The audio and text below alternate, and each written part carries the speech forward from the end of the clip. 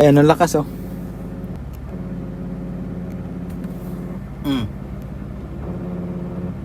Yun yung tunog ng fuel pump. I think isa yan sa isang indicator na pasira na yung fuel pump. So yun, sisilipin natin yung fuel pump ni Mira kung anong problema nito kasi nung nakaraan medyo consistent na yung ano niya, yung tunog. Yung grrrk, ganun. Grrrk.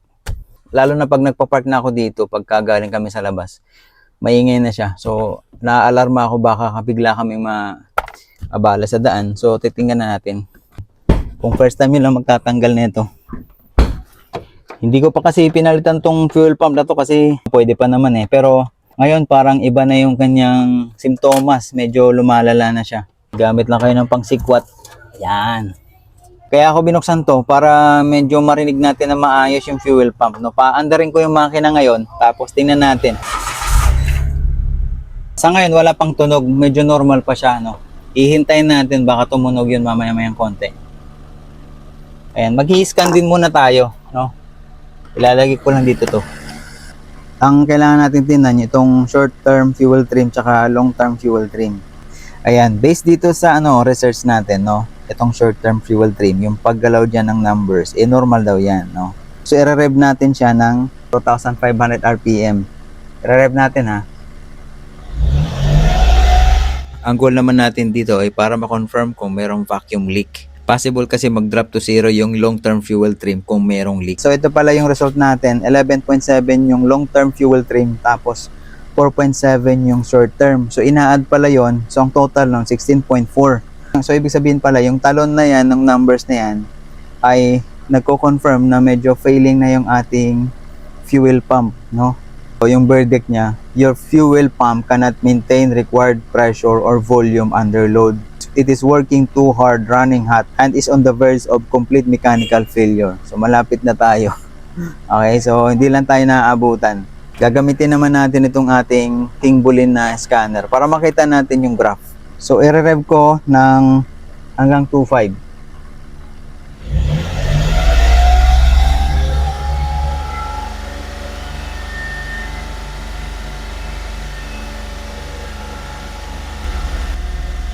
So yung kanyang long-term fuel trim nasa 11.7, consistent dun sa isang scanner natin. So ayun, hanggang ngayon di pa rin natin naririnig yung ingay na yon. Medyo amoy siya, gas, no? So di ko alam kung dito yon. Wala naman siyang singaw. Pero may nakikita akong dyan, no? Mamasa-masa.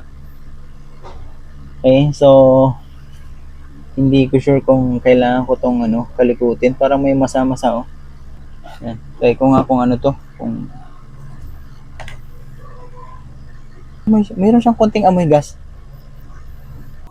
Ayan, kung mapapansin nyo, ito siya, itong indicator na to, dapat dito yan, di ba? Yan, sa dilaw na yan. So, tingin ko isa yan sa kailangan i-adjust. Actually, ilang beses ko na itong binaklas. So, nitong huli, nung binaklas ko siya, hanggang dyan na lang umabot. No? Ngayon, ito try ko siyang higpitan, no? Kung kaya pa. Ay, gumalaw pa.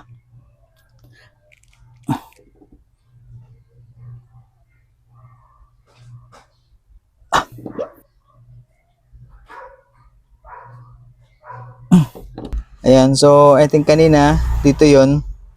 So napihit pa natin siya hanggang dito. Pero malayo na talaga. Pagka tingin ko, pagka pinersa ko to, baka madali pa, no? Ayan, lastly, i-check natin kung may nagbago ba dun sa numbers ng ating data na tinitingnan natin kanina, no? Wala, lalong tumaas. Ayan, no? Hindi yan naka-rev, mababa yung RPM yan.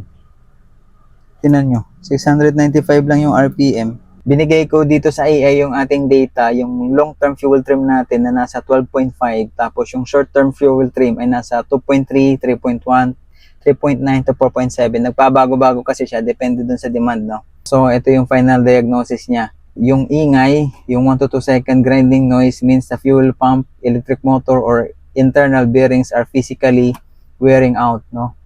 So, yung symptoms, the acceleration stutter shows the pump cannot supply high fuel volume when you step on the gas. Nag-agree ako dito sa symptoms na to, no? Kasi, minsan, pag pihit ko ng gas, meron siyang delay, tapos biglang bubulusok. Yan, ganun siya, no? So, ibig sabihin ng lean, too much air and not enough gasoline inside your engine.